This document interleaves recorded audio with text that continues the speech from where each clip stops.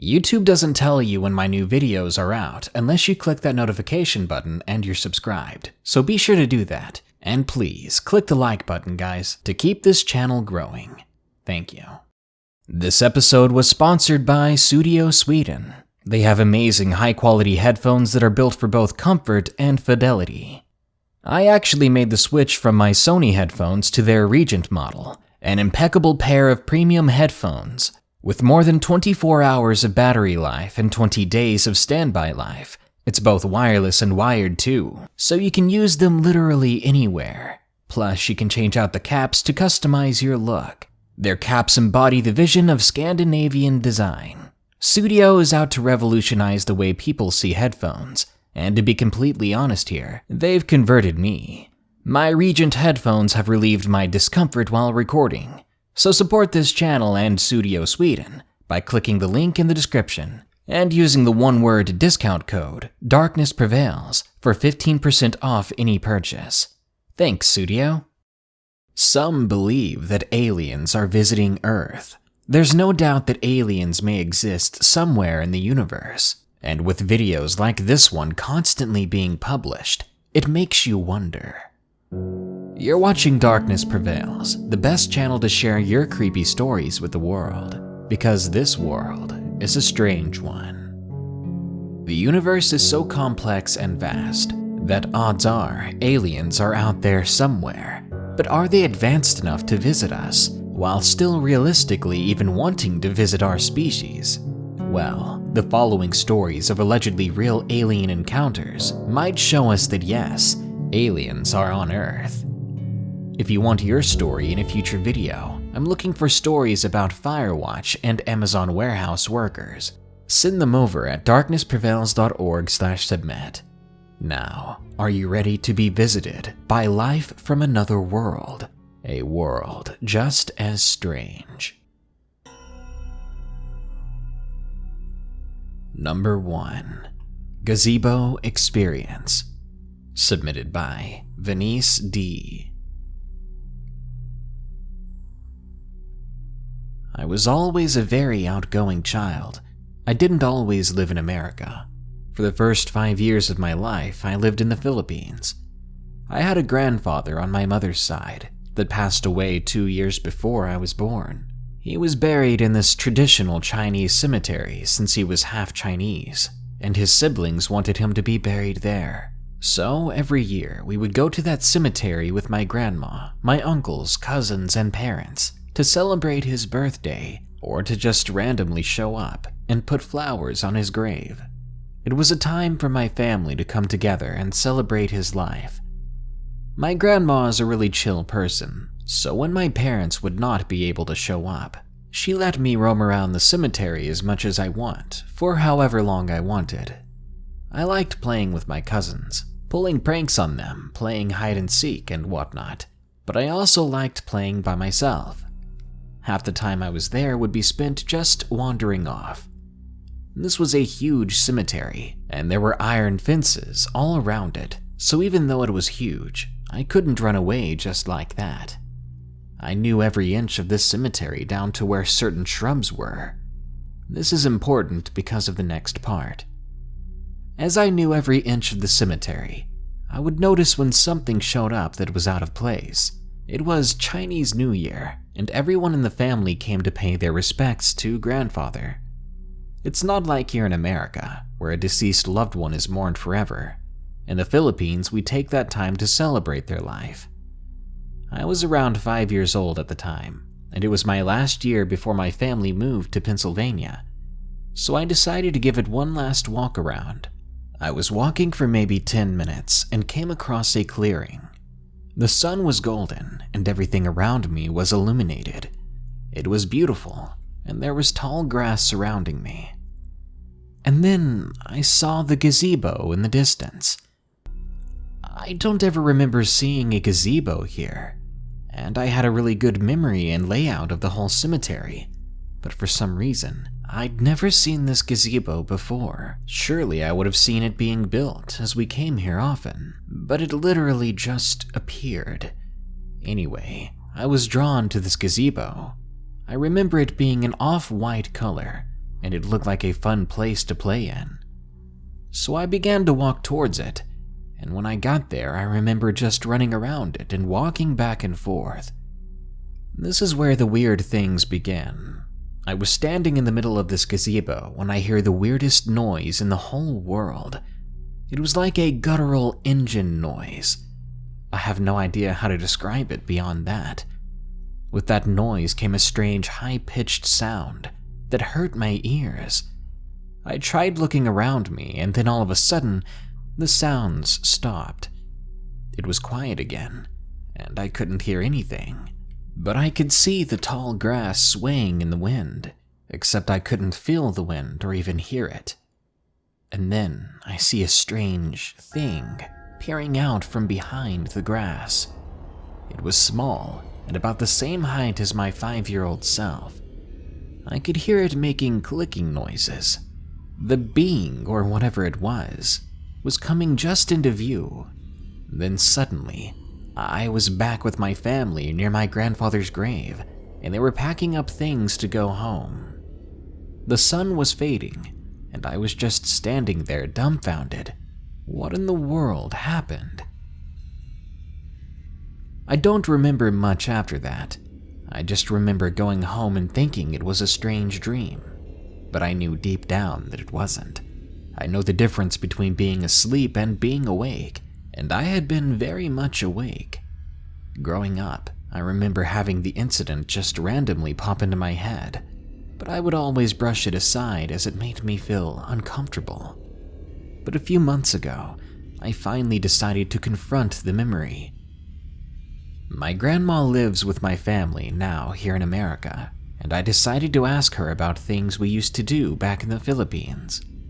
I asked her about the cemetery, and she smiled and said I would run around a lot and annoy all the older cousins. I asked her if she remembers a white gazebo. At first she said no, and then asked me to draw it for her. So I drew it, and she shook her head and said there was no such thing. I then asked her if there was a time when I was gone for a long while during one of these cemetery outings, and she shook her head again and said no, because the cemetery was fenced in. I decided to drop the subject until she told me about one incident where I was acting really strange. I pressed her on the subject, and she told me that the last time we were there, I came back after playing, she said, with a strange look in my eyes. I asked her, "What do you mean exactly?" She told me, "You were always smiling and laughing, but the last time you came back, you looked extremely upset, like something was bothering you. For a week after that, you were so violently sick, we had you in the hospital." After that, I dropped it. I don't know what happened to me in that cemetery, and at this point, I don't think it's a good idea to keep remembering it. I'm not really sure about paranormal things being real, but I have no explanation for this. I don't know what I saw or what I heard that was making those mechanical sounds, but, and I promise I'm being 100% real with you here, sometimes before I fall asleep, I swear I can hear that same clicking noise.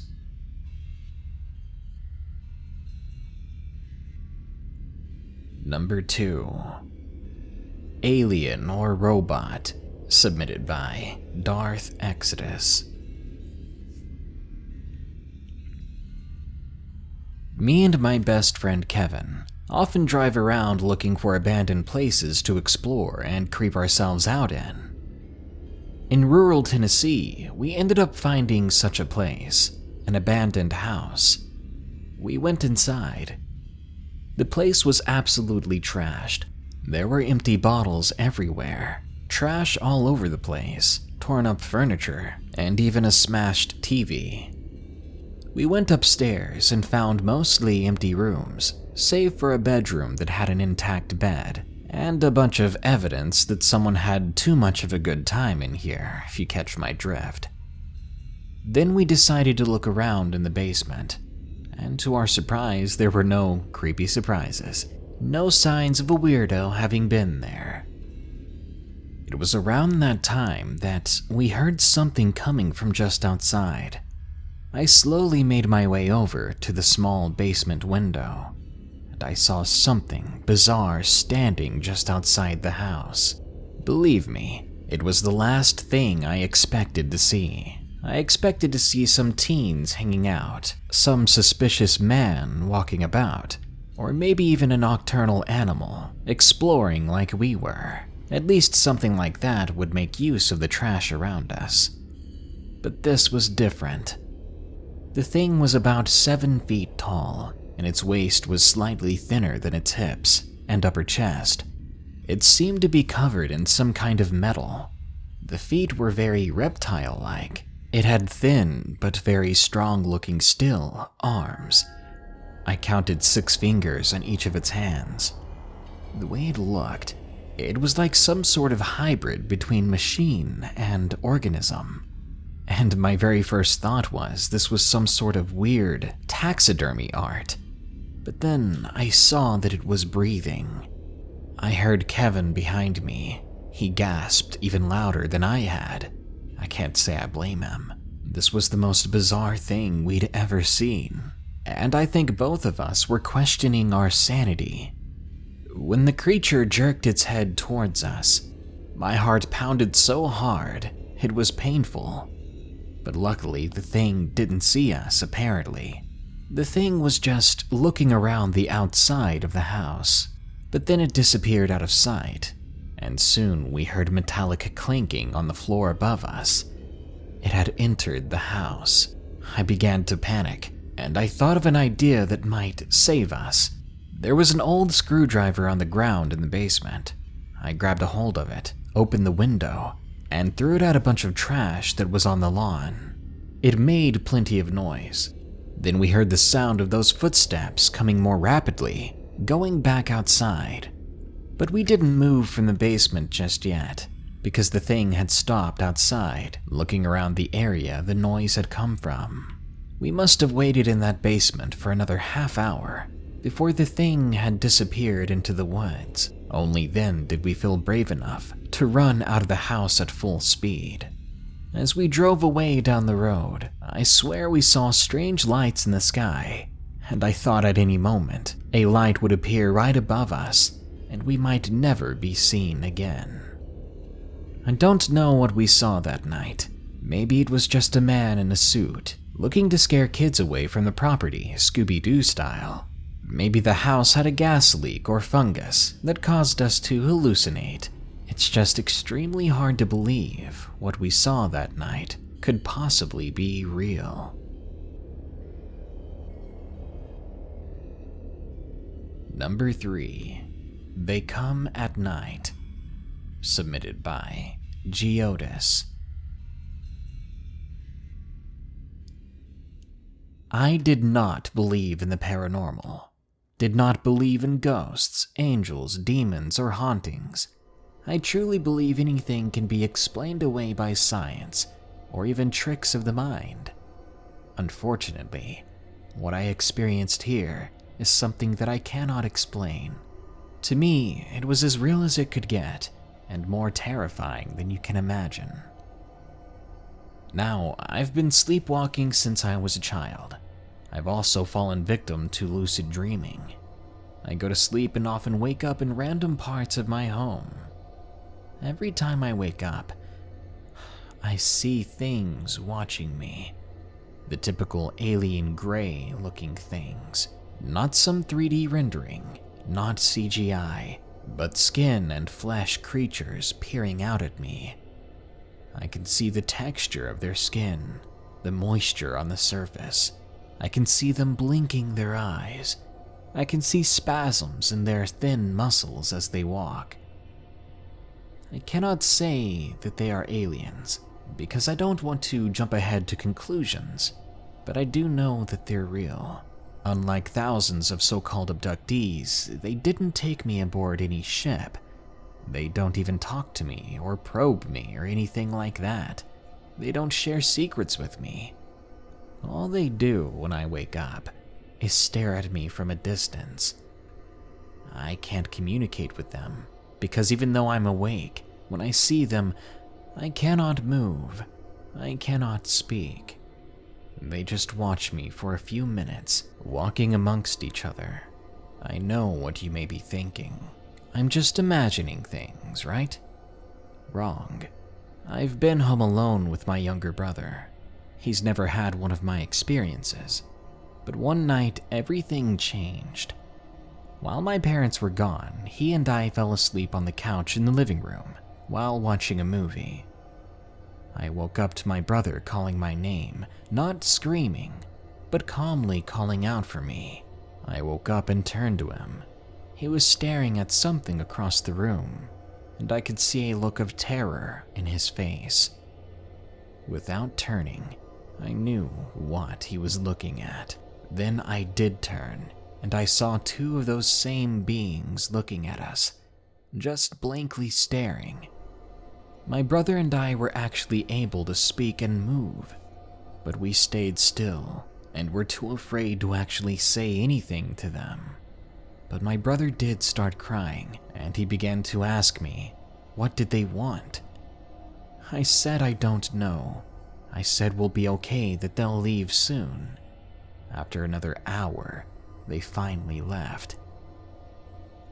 It's been months, and he hasn't seen them again, nor have I. I'm not sure what is happening, but I'm glad to know that I'm not crazy. Number 4. Alien Brain Scan. Submitted by Eddie Word.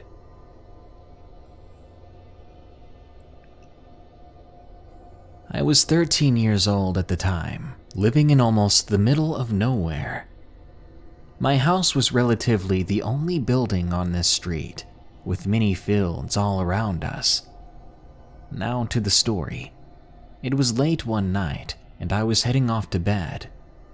Usually, I left my old TV on as a sort of nightlight, because, to be honest, I was afraid of the dark. At the time, I noticed that there was a light shining from under my door from the next room over. Right after I closed my eyes, I reopened them to see nothing but darkness. No TV light how I'd left it. No light under my door like I saw. Not even moonlight from my window. Then I noticed that I had been strapped down, as all I could move were my fingers and toes. But that's it. I couldn't even move my head. But I could feel straps on me. For some reason, I didn't scream. I sat there thinking, what is going on? I looked around for a few seconds. Then I heard a strange noise coming from directly above me.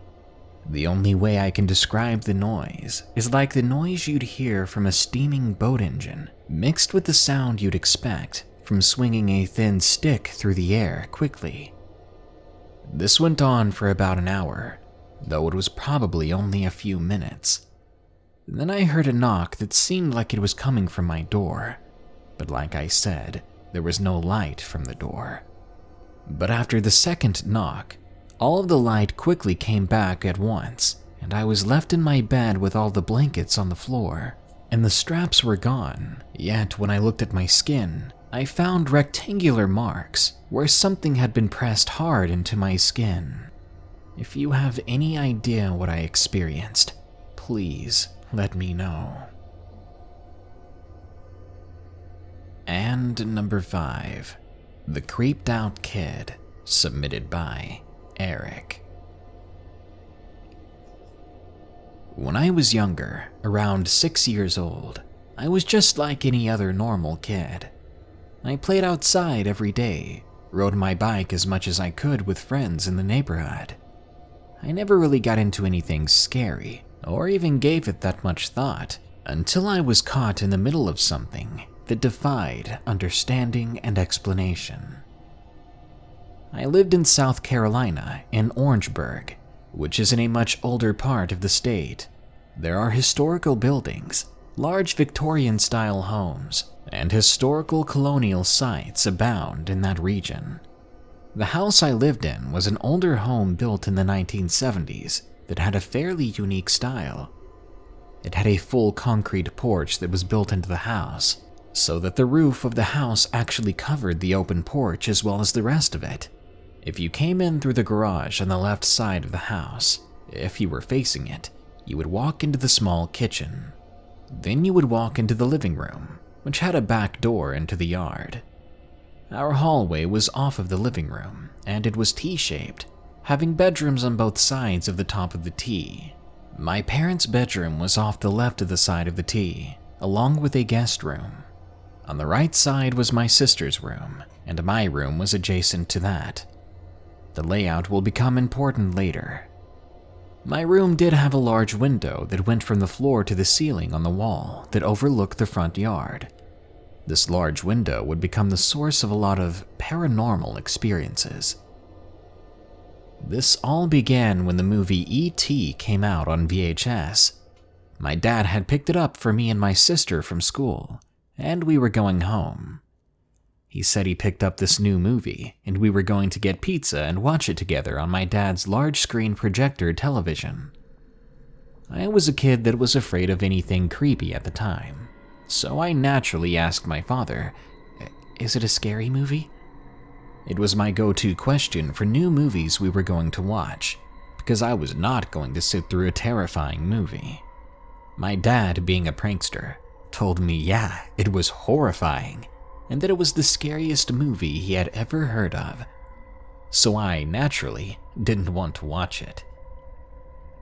I remember sitting at the kitchen table, from which you could easily see into the living room and even watch the TV.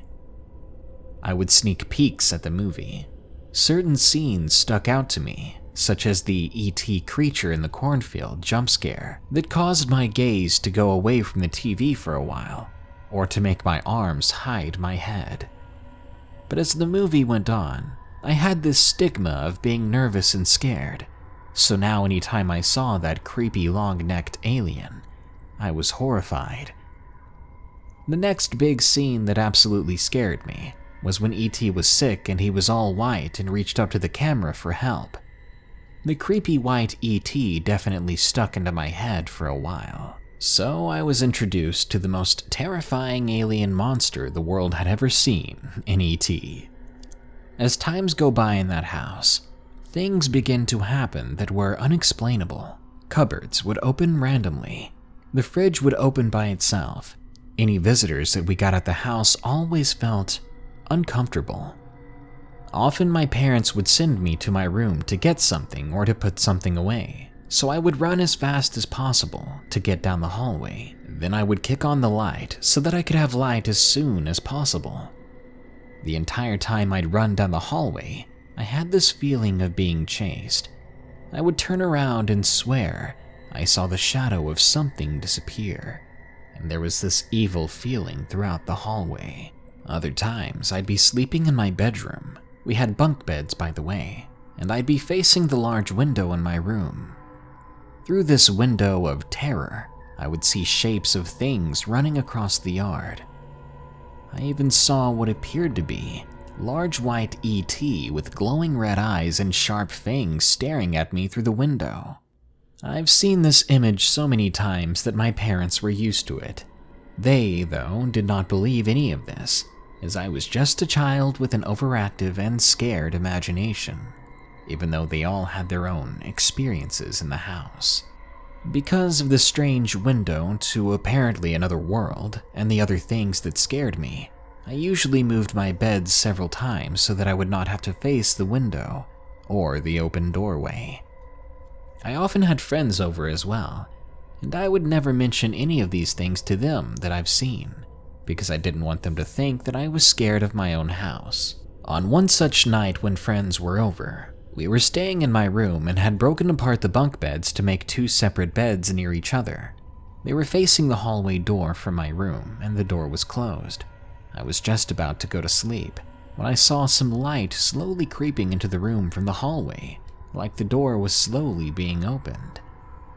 My heart, of course, began to pound, and I was getting that terrified feeling all over again.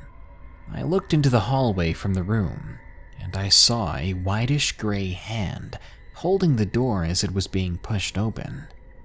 At this point in my life, I was terrified of aliens of every kind, the grays being the one that made my skin crawl.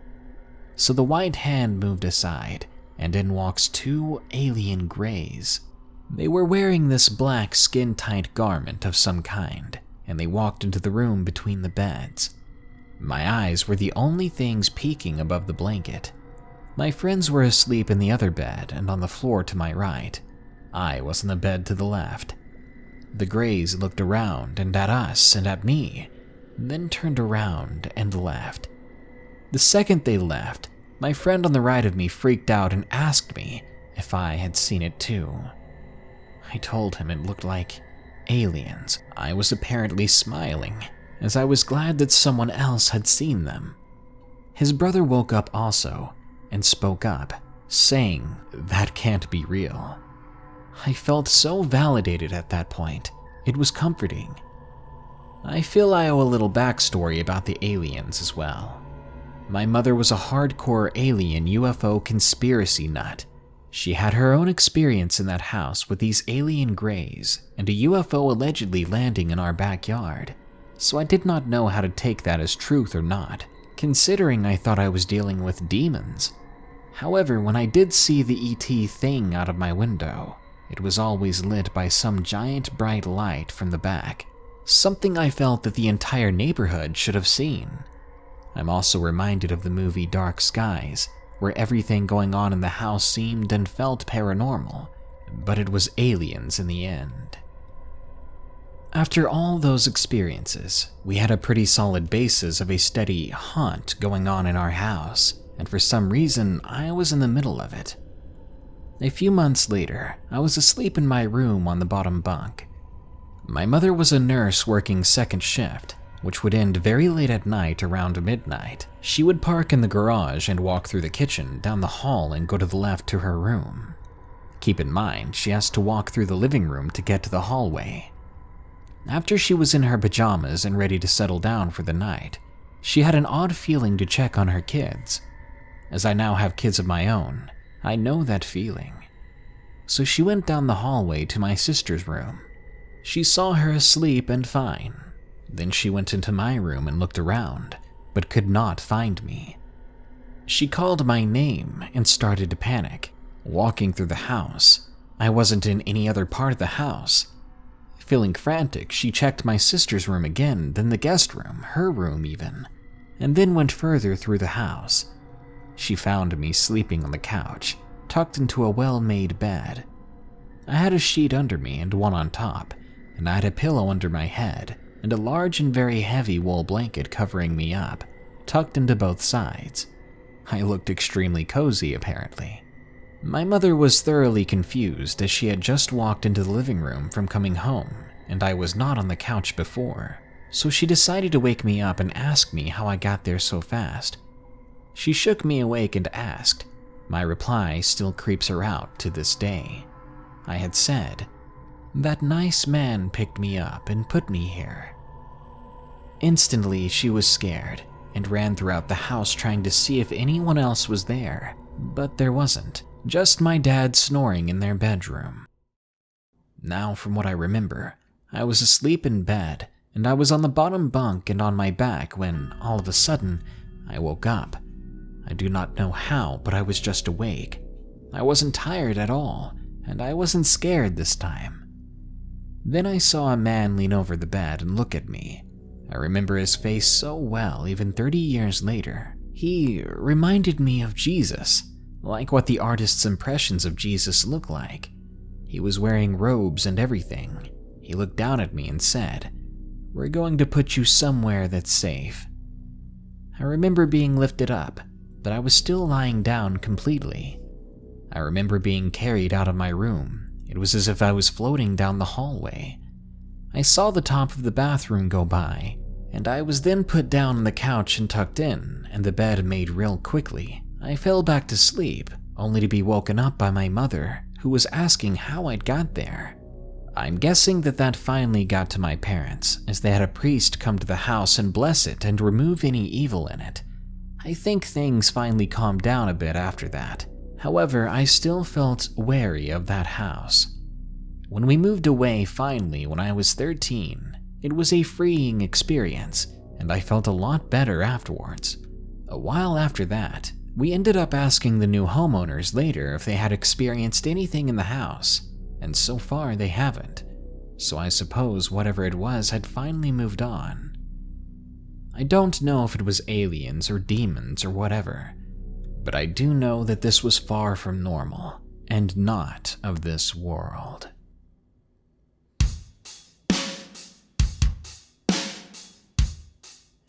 Yes, I believe in aliens, but beyond that, I don't know what I believe. I sincerely hope that they are visiting Earth. I hope that one day we can see them and meet them ourselves. But the idea that they've been covered up by the government and not a single person has leaked real and tangible evidence that has changed all our minds, that's fishy to me. On the other hand, maybe hoping we're visited by a more advanced race is a bad idea, because that could mean we're at the mercy of a more powerful species that may have the worst in mind for all of us. Good night. Be sure to like, share, comment, and subscribe if you enjoyed the video. And don't forget to send me your creepy true stories at darknessprevails.org/submit. I'm looking for Amazon warehouse worker stories and stories from Firewatch. If you want to support my channel even more, don't forget to check out Studio Sweden's headphones, my new favorite headphones to be honest, by clicking the link in the description and using the discount code DarknessPrevails as one word. That will support us and Studio. If you want to go above and beyond, think about donating just $1 a month at patreon.com/darknessprevails, and you'll get your name in the credits at the end of these videos. Thank you. Now, as always, here are my 5 favorite early comments from my previous full video about 5 creepy UPS driver stories. Blue Turret says, "It's always a nightmare to see the shape of the thing you ordered when it finally arrives." Oh yeah, you should have seen the box to the plates we ordered after the wedding. I can't believe the plates came out fine, because the box looked like it endured 3 horror movies and a Lord of the Rings trilogy. Alex Brill says, "First, love you and my cat keeps on attacking me, send help." If you don't want your cat, but you don't want to put it to waste, I hear the meat is pretty good. Gypsy Fox says, "Delivering another great set of creepy stories, as always right on time. I wish you were my postman. No, really, mine's always losing the mail. Sounds like someone should be in a different job." Michael Spence says, "What's in the box?" That movie messed me up. If anyone else wants to be completely horrified, the movie's called Seven. It stars Brad Pitt and Morgan Freeman. You're welcome. Typical Hanzo Main says, "I love your videos. Lick my feet please, Poppy." No. I think I'd rather pick up after my dog with my teeth than lick feet. Thanks for the offer though. And that nasty comment brings us to the end of the video. Thanks so much for watching. I hope you enjoyed. Here are the credits to my patrons who continue to donate and keep this channel running. Until next time, stay safe out there and stay creepy.